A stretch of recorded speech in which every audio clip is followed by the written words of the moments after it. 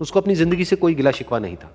पूरा दिन वो काम करता, मेहनत करता, दिन के एंड में जो थोड़ा बहुत पैसा मिलता वो जा करके अपने परिवार के साथ में थोड़ा सा टाइम स्पेंड करता और चैन से सो जाता। तो एक दिन रोज की तरह वो अपना काम खत्म करके अपने घर की तरफ जा रहा था, तो रास्ते में चलते चलते उसके मन में ख्याल आया कि ये भी कोई जिंदगी है कि सुबह से शाम तक मैं पत्थर तोड़ने का काम करता हूं और एंड में मेरे को थोड़े से पैसे मिलते हैं जिसमें मुश्किल से मेरा और मेरे परिवार का गुजारा हो पाता है। काश कुछ ऐसा हो जाए कि कहीं से मुझे कोई ऐसी शक्ति मिल जाए कि जो भी मैं चाहता हूं वो सच हो जाए। वो अपने घर पर गया, उसने खाना खाया, लेकिन उसका ध्यान खाने की तरफ नहीं था, उसके दिमाग में यही ख्याल चल रहा था। उसके बाद में वो यही सोचते सोचते सो गया। फिर नींद आने के कुछ देर बाद उसको एक सपना आया। सपने में उसने देखा कि रोज की तरह वो अपना काम खत्म करके अपने घर लौट रहा था। रास्ते में उसने एक बहुत ही बड़ा घर देखा और उसके मन में आया कि काश ये घर मेरा होता और मैं इसका मालिक होता। और उसके ये सोचते ही वो उस घर का मालिक बन गया। उसको यकीन ही नहीं हो रहा था कि जो उसने सोचा वो बन चुका है।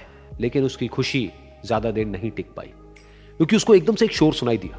उसने अपने घर के बाहर देखा कि एक बहुत बड़ी रैली निकल रही है, जिसमें बीचों बीच एक पॉलिटिशियन है जो ऐसे ऐसे हाथ हिला रहा है, और वहां पर जितने भी लोग खड़े थे सब उसके नाम के नारे लगा रहे थे, उसके आगे हाथ जोड़ करके खड़े थे, सब उसको देखने के लिए तड़प रहे थे।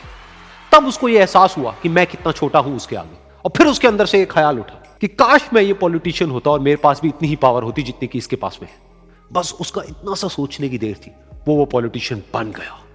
उसकी खुशी का ठिकाना नहीं था, क्योंकि उसके आसपास में हजारों लोगों की भीड़ थी और सब उसको देखने के लिए तरस रहे थे, तड़प रहे थे। लेकिन उसकी ये खुशी भी ज्यादा देर नहीं टिक पाई।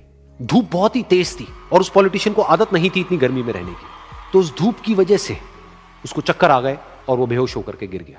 फिर उसको एहसास हुआ कि ये पॉलिटिशियन सबसे ताकतवर नहीं है, ये जो सूरज है ये सबसे ताकतवर है।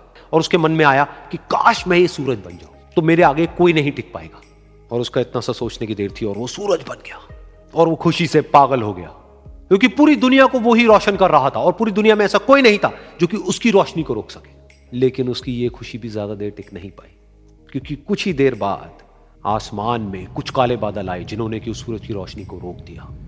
फिर उसको यह एहसास हुआ कि इस दुनिया में ऐसा भी कोई है जिसमें दम है उसकी रोशनी को रोकने का। और उसके मन में एक ख्याल उठा कि काश मैं वो बादल बन जाऊं। और वो बादल बन गया और आसमान में उड़ने लगा। उसको ऐसा लगा कि मैं आसमान में उड़ रहा हूं और अब मैं जहां चाहे वहां जा सकता हूं।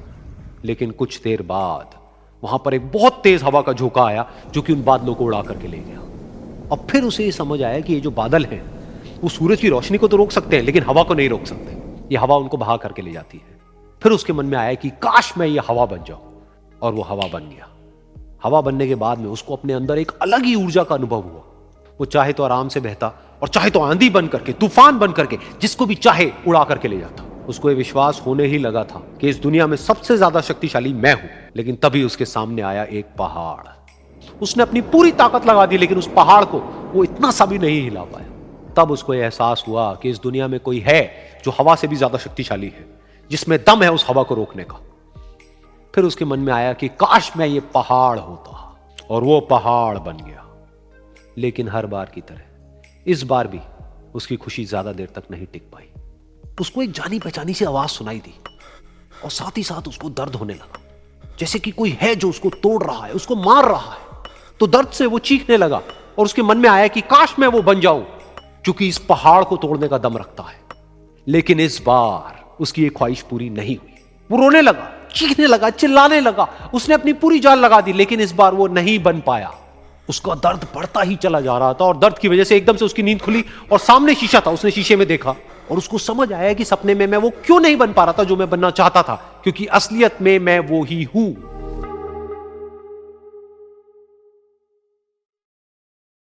असंभव कुछ नहीं होता दोस्त, ये परिकल्पनाएं हैं खाली। और मैं आज तो आपको बहुत ईमानदारी से और 12 साल के तजुर्बे का निचोड़ निकाल के बता सकता हूं कि इस दुनिया में असंभव नाम का कोई शब्द होता ही नहीं है। इंसान कभी भी चंद्रमा पर नहीं पहुंच सकता।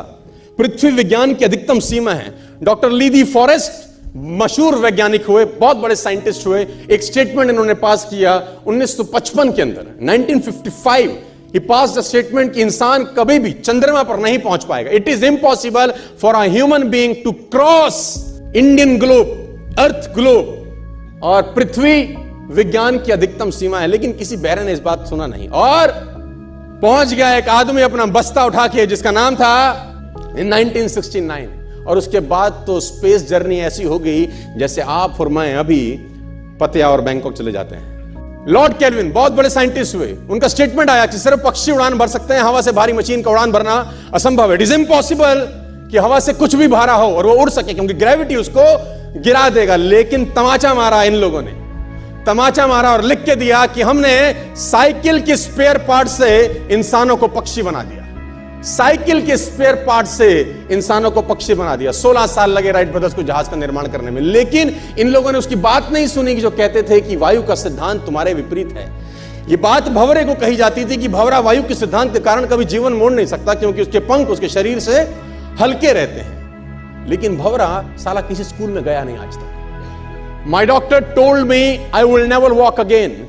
मेरे डॉक्टर ने मुझे कहा कि तुम कभी चल नहीं सकोगी।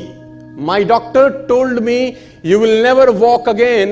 My mother told me I would, and I believed my mother rather than doctor. Wilma Rudolph एक ऐसी एथलीट हुई जिनको पोलियो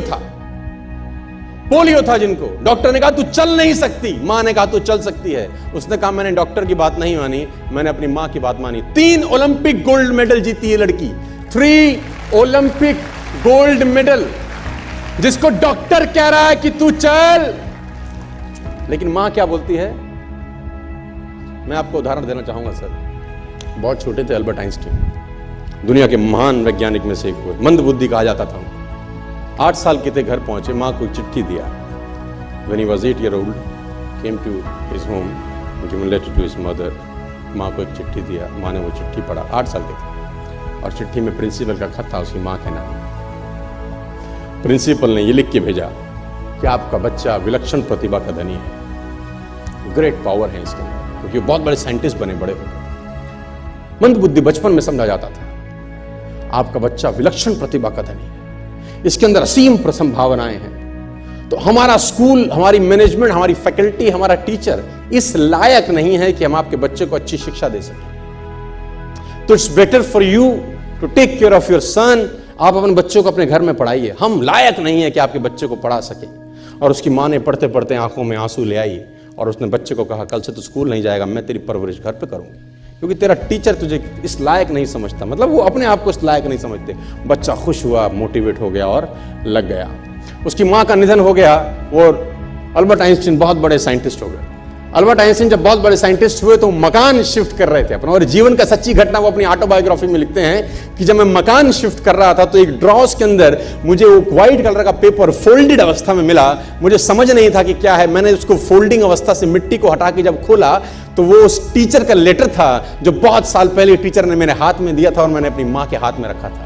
अब वो बड़ी उत्सुकता के साथ उस खत को पढ़ने लगे।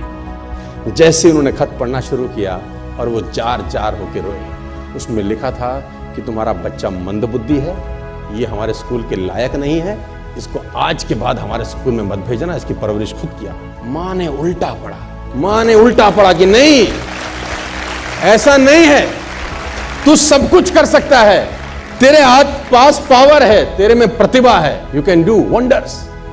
दोस्तों, इस दुनिया में किसी की बात मत सुनना।